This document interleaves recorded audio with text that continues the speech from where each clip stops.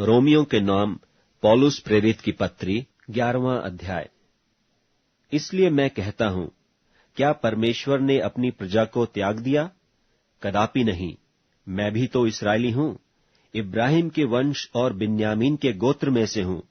परमेश्वर ने अपनी उस प्रजा को नहीं त्यागा जिसे उसने पहले ही से जाना।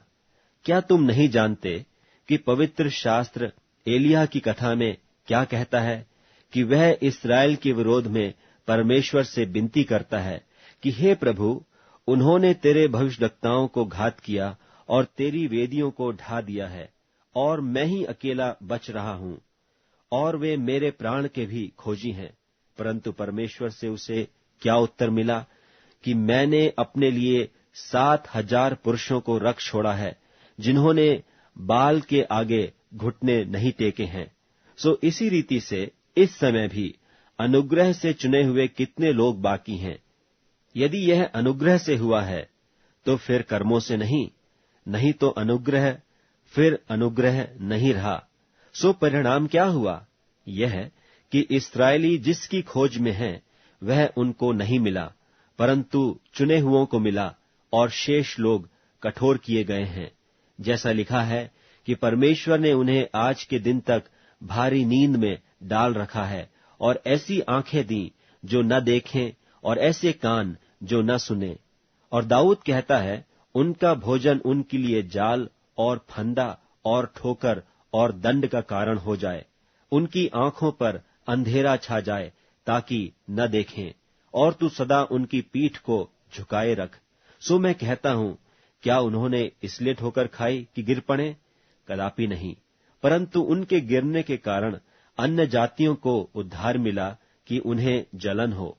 सो यदि उनका गिरना जगत के लिए धन और उनकी घटी अन्य जातियों के लिए संपत्ति का कारण हुआ, तो उनकी भरपूरी से कितना न होगा। मैं तुम अन्य जातियों से यह बातें कहता हूं, जबकि मैं अन्य जातियों के लिए प्रेरित हूं, तो मैं अपनी सेवा की बड़ाई करता हूं, ताकि किसी रीति से मैं अपने कुटुंबियों से जलन करवाकर उनमें से कई एक का उद्धार कराऊं।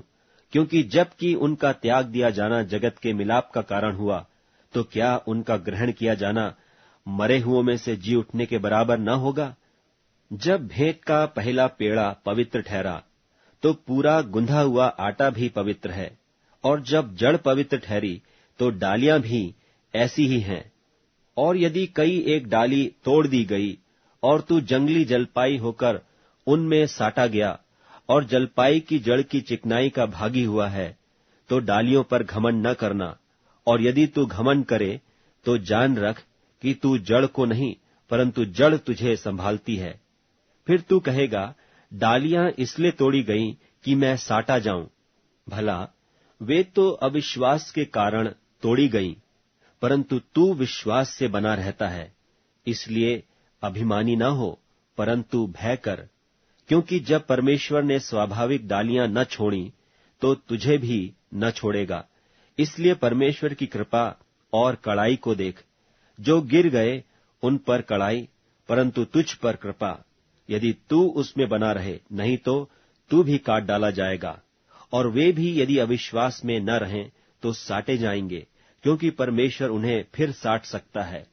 क्योंकि यदि तू उस जलपाई से जो स्वभाव से जंगली है काटा गया, और स्वभाव के विरुद्ध अच्छी जलपाई में साटा गया, तो ये जो स्वाभाविक डालियां हैं अपने ही जलपाई में साटे क्यों न जाएंगे।